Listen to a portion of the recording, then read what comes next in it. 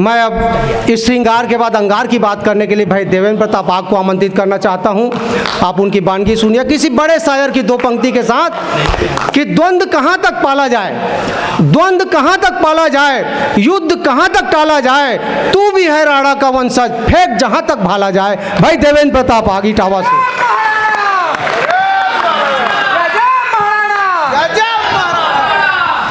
सभी राष्ट्रभक्तों को प्रणाम।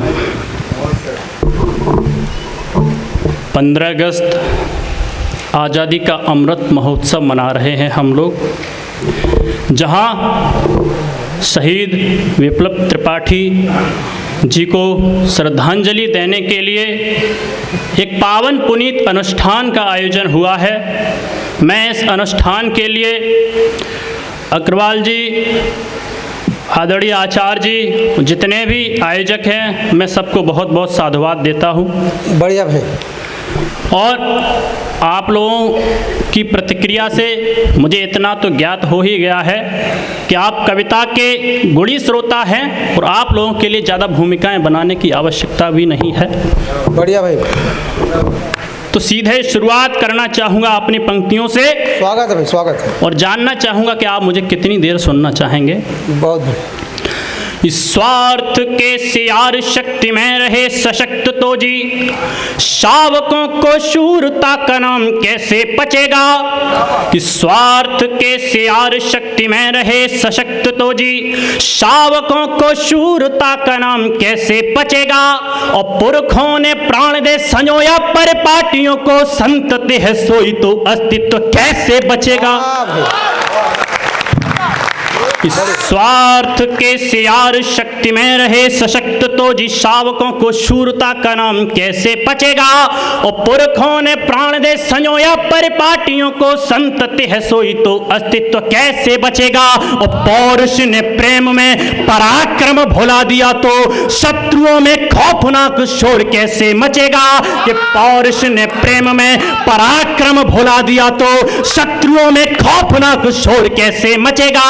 और देश की जवानी प्रेम पाश में पड़ी रही तो रण में प्रचंड इतिहास कौन रचेगा।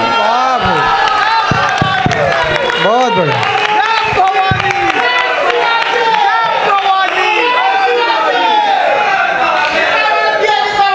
कि देश की जवानी प्रेम पाश में पड़ी रही तो रण में प्रचंड इतिहास कौन रचेगा। क्या हालत हो गई है साहब वर्तमान की। हम वीर रस के कवियों को किसी पार्टी विशेष का एजेंट बता दिया जाता है साहब। तब कहना चाहूंगा ये राष्ट्रवाद एक धर्म युद्ध है। और वो लोग भी सुने, आज घर घर तिरंगे का अभियान शुरू किया गया है। कुछ दोगली मानसिकता के लोग इसमें भी राजनीति करने लगे। तब कहना चाहूंगा ये राष्ट्रवाद एक धर्म युद्ध है और धर्म युद्ध से कोई भी तटस्थ नहीं रह सकता। प्रमाण देता हूं कि सुप्त प्राय प्रौढ़ वृद्ध जवानों का लहू रहा तो शत्रु कैसे पाएंगे शिकस्त धर्म युद्धों में। और महारथियों का मौन टूटना तो दंभियों का षड्यंत्र कैसे होगा ध्वस्त धर्म युद्ध में। कि सुप्त प्राय प्रौढ़ वृद्ध जवानों का लहू रहा तो शत्रु कैसे पाएंगे शिकस्त धर्म युद्धों में। और महारथियों का मौन टूटना तो दंभियों का षड्यंत्र कैसे होगा ध्वस्त धर्म युद्ध में। और याद कीजिए कि नीतियां अनीति पे अड़े थे, याद कीजिए कि नीतियां अनीति पे अड़े थे। विविध कला के सिद्ध हस्त धर्म युद्ध में, विविध कला के सिद्ध हस्त धर्म युद्ध में। और पापियों के पक्ष में पितामह खड़े थे और केशव भी थे कहां तटस्थ धर्म युद्ध। बहुत बढ़िया। कि पापियों के पक्ष में पितामह खड़े थे और केशव भी थे कहां तटस्थ धर्म युद्ध में। बहुत बढ़िया। जब कहा जाता है कि वीर रस के कवि प्रेम मोहब्बत के विरोधी होते हैं, हम साहब प्रेम मोहब्बत के विरोधी नहीं हैं। हीरामणि जी, आपने जो प्रेम के प्रतीक बताए बहुत सटीक बताए।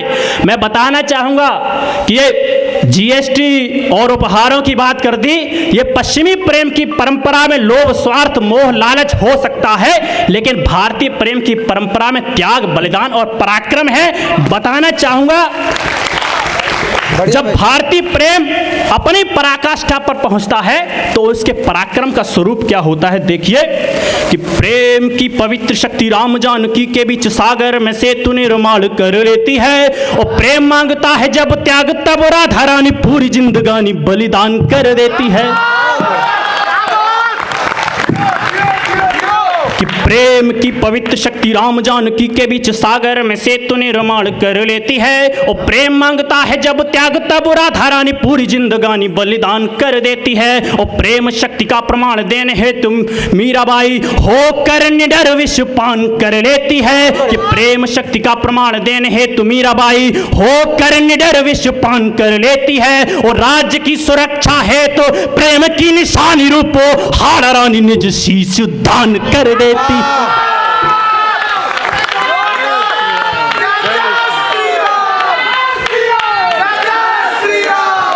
बढ़िया। नफरत के नहीं हम प्रेम के आती है, हमें गर्व है कि हम हिंदूवादी हैं। नफरत के नहीं हम प्रेम के आती है। जब कह दिया जाता है साहब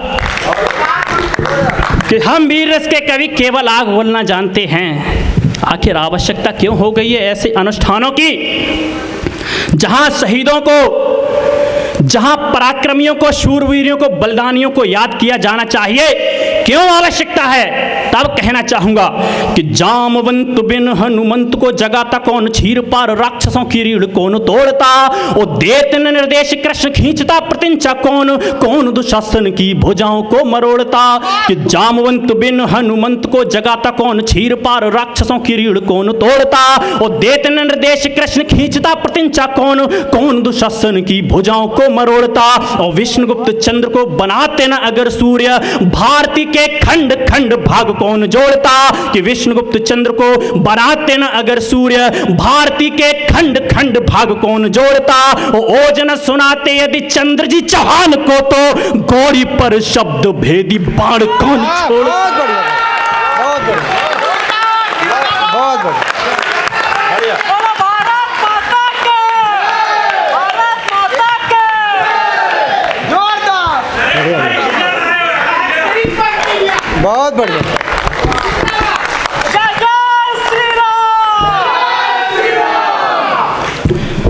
जिम्मेदारी तब और बढ़ जाती है साहब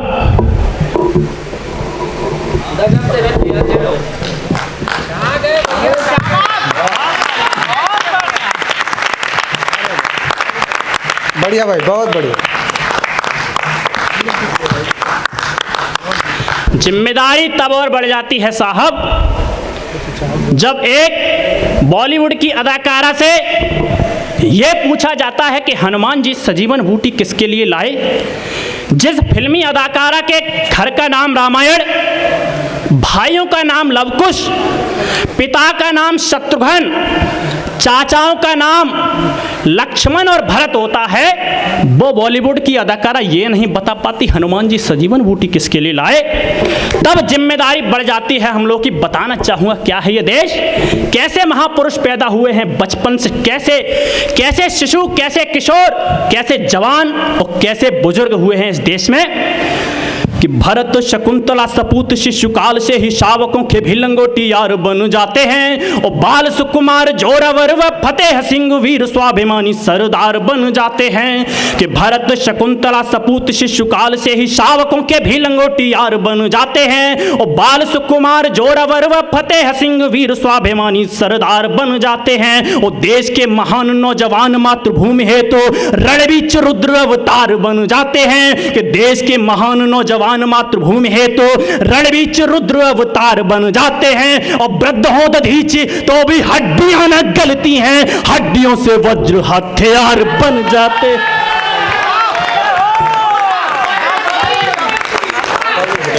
कि वृद्ध हो दधीच तो भी हड्डियां न गलती हैं, हड्डियों से वज्र हथियार बन जाते हैं। और भारत की नारियां भी भारत को गौरवान्वित करने में कभी भी पीछे नहीं रही हैं, तब बताना चाहूंगा क्या है इस देश की नारियां कि क्रोध में जले तो जलती हुई ज्वालामुखी है, मोह ममता में शीत पानी बन जाती है, और प्रेम त्याग और बलिदान की बने मिसाल कालजयी कृति की कहानी बन जाती है। कि क्रोध में जले तो जलती हुई ज्वालामुखी है, मोह ममता में शीत पानी बन जाती है, और प्रेम त्याग और बलिदान की बने मिसाल कालजयी कृति की कहानी बन जाती है। और राजवंश के लिए करे वो निज अंशदान, धाय होकर भी महादानी बन जाती है। कि राजवंश के लिए करे वो निज अंशदान, धाय होकर भी महादानी बन जाती है। और राजधर्म के लिए संभालती है जब तेग, शत्रु के समक्ष वो भवानी बन जाती है।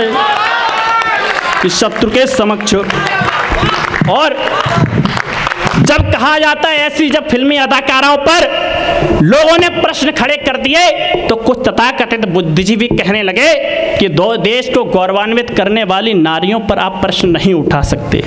तब बताना चाहूंगा ऐसी उद्दंड अदाकाराओं से इस देश को गौरवान्वित होने का कोई अवसर नहीं मिलता है। कि कौन है वो नारियां जिन्होंने इस देश को गौरवान्वित किया है, बताना चाहूंगा कि पीटी उषा, साक्षी और सिंधु मेरी कौम से ही पूरी दुनिया में बड़ी शान मेरे देश की। आज अभी कुछ दिनों पहले राष्ट्रमंडल खेल हुए हैं, महिलाओं ने बढ़ चढ़कर गोल्ड मेडल इस देश को दिलाए।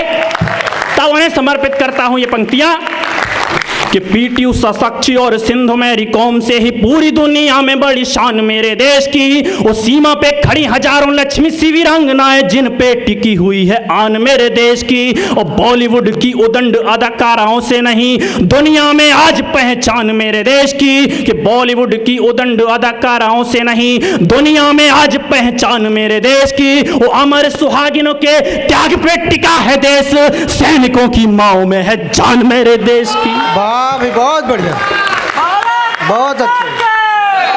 भारत माता के।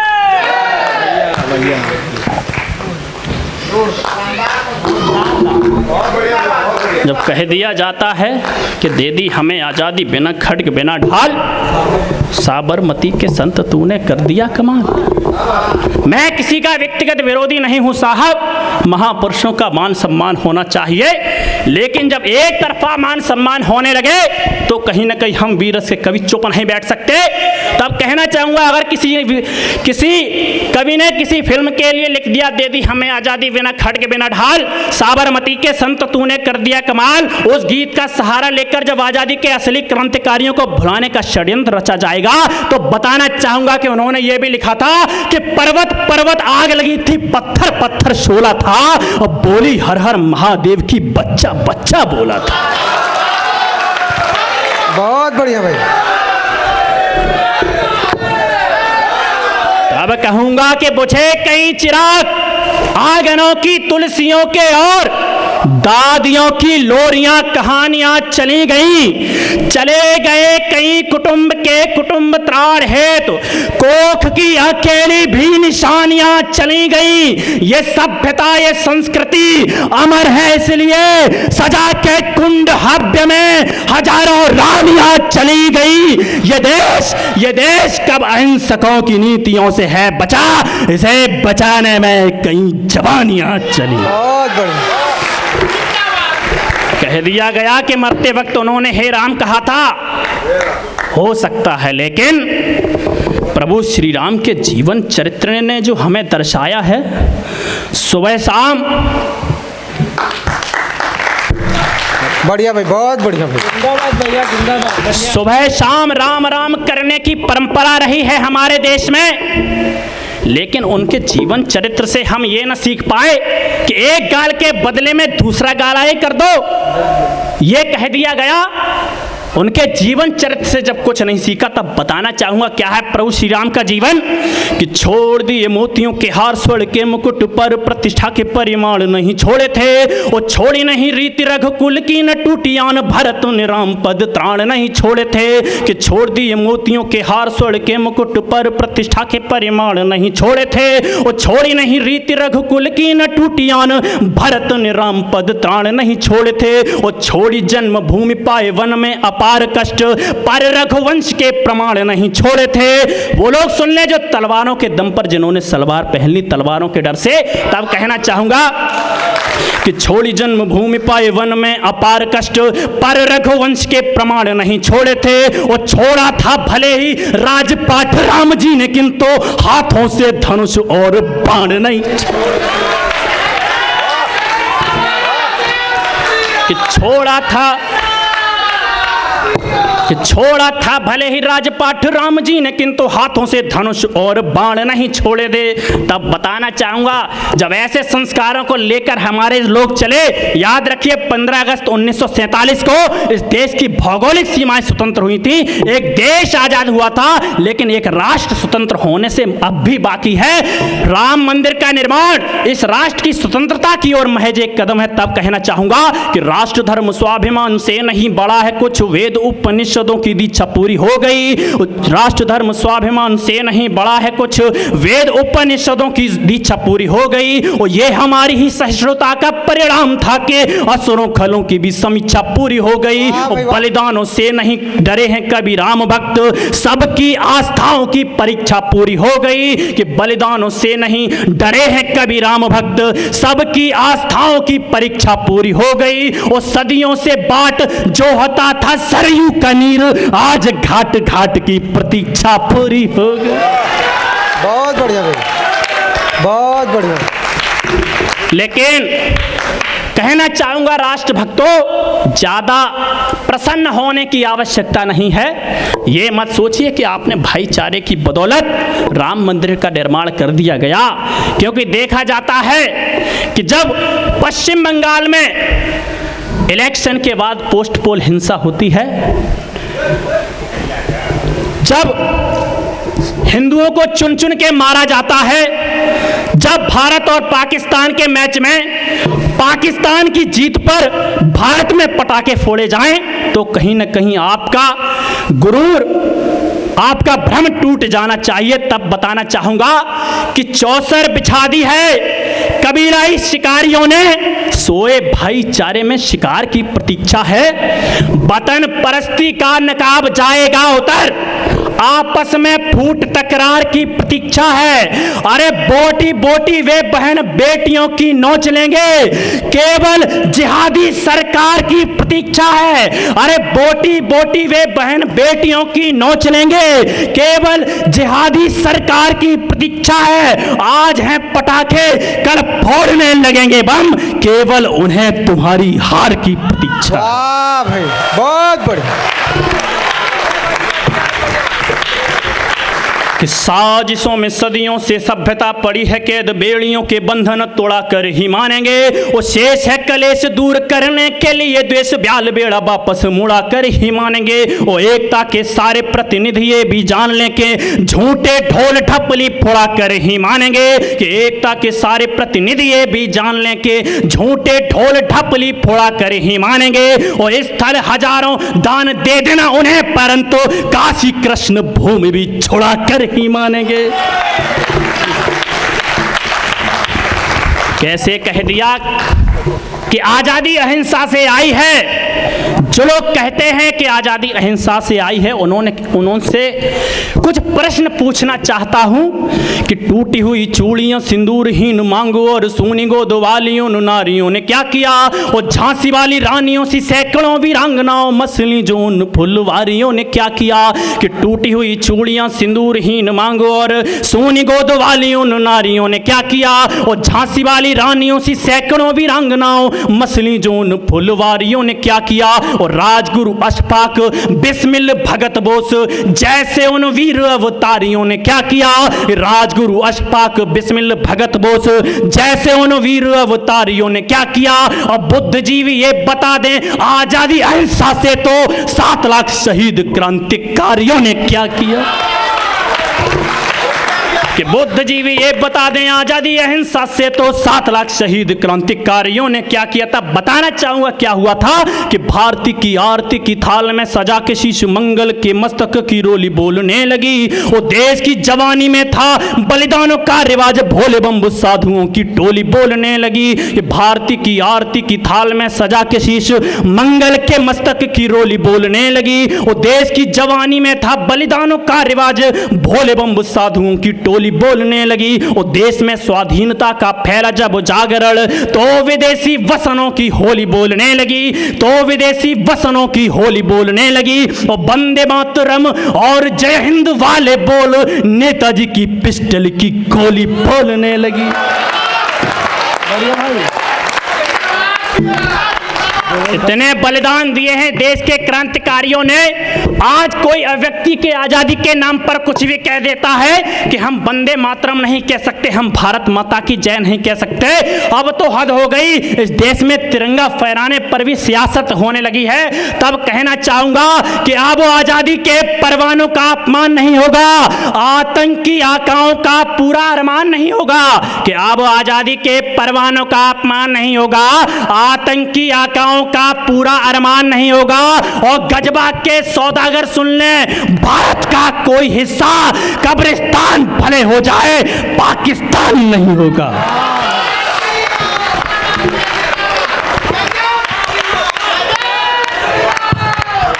सोचिए कि जब एक शहीद का पार्थिव शरीर आए, मैं देख रहा था एक बार टीवी पर दृश्य, एक शहीद को मुखाग्नि दी जा रही थी, उसकी नन्ही सी बच्ची द्वारा उसको मुखाग्नि दी गई। कितना दारुण, कितना करुण वह दृश्य रहा होगा। तब कहना चाहूंगा कि नफरत न मोहब्बत न तो चाहत की वजह से, अरदास न पूजा न इबादत की वजह से, कि नफरत न मोहब्बत न तो चाहत की वजह से, अरदास न पूजा न इबादत की वजह से, अरे नेता न पार्टी न सियासत की वजह से, ये मुल्क सलामत है शहादत की वजह से। इस देश के सैनिकों की बदौलत ही कश्मीर में इतना कड़ा निर्णय लेने की हिम्मत होती है देश के नायकों की। तब कहना चाहूंगा कि जो दुर्दांतों के कब्जे में वो धरती भारत मां की है। आजादी को अधूरा मैंने किस लिए बताया है कि जो दुर्दांतों के कब्जे में वो धरती भारत मां की है, खंडित भूखंड न छोड़ेंगे, कश्मीर तो केवल झांकी है। अरे हो जाए देर भले कितनी, सारे सुधार हम कर देंगे। नेहरू की गलती सुधर गई, जिन्ना की गलती बाकी है। और जो अभी न समझे वो अब समझें कि अभी तो सिंदरण में शक्ति का संधान बाकी है, अमर हुत आत्माओं का अभी सम्मान बाकी है। अभी तो सिंदरण में शक्ति का सम्मान बाकी है, अभी तो सिंदरण में शक्ति का संधान बाकी है, अमर हुत आत्माओं का अभी सम्मान बाकी है। अभी कश्मीर से कालिक हटाई 370 की, अभी पख्तून, गिलगित और बाल्टिस्तान बाकी है। अब कहूंगा साहब कि दशकों से कड़ी कार्यवाही का था इंतजार, सारा वो रोद टाल दिया मोटा भाई ने। मोटा भाई समझते हैं ना कि दशकों से कड़ी कार्यवाही का था इंतजार, सारा वो रोद टाल दिया मोटा भाई ने। और बेबस जवानों की जवानियों को दे के छूट और भी लहू उबाल दिया मोटा भाई ने। वो कश्यप धरा है कुकुरों के बाप की जागीर, भ्रम सबका निकाल दिया मोटा भाई ने। कि कश्यप धरा है कुकुरों के बाप की जागीर, भ्रम सबका निकाल दिया मोटा भाई ने। और विस्तरों में अब बौखलाहट मची हुई है, बामियों में बांस डाल दिया मोटा भाई ने। तब कहना चाहूंगा कि ढाका वाली मलमल से खादी का गौना बाकी है, मान सरोवर में मैया का आंचल धोना बाकी है। कि ढाका वाली मलमल से खादी का गौना बाकी है, मान सरोवर में मैया का आंचल धोना बाकी है। अरे तलवंडी में शोधन करके तुगलक और तैमूरों का हिंगलाज के प्रांगण में जगराता होना बाकी है। इस देश की सेना ने देश के दुश्मनों को घर में घुसकर मारा, देश के राजनेता सर्जिकल स्ट्राइक का सबूत मांगने लगे। तब कहना चाहूंगा इस देश के राजनेता कहने लगे कितनी लाशें गिराई, तब कहना चाहूंगा कि दुर्गम पथ के अनुगामी हैं, फांसे नहीं गिना करते, बांध कफन सर पे चलते हैं, सांसें नहीं गिना करते। दुर्गम पथ के अनुगामी हैं, फांसे नहीं गिना करते, बांध कफन सर पे चलते हैं, सांसें नहीं गिना करते। अरे भरत वंश हैं, फाड़ सिंह मुख दांत गिना करते हैं, हम आतंकी पिल्लों की हरगिज लाशें नहीं गिना करते।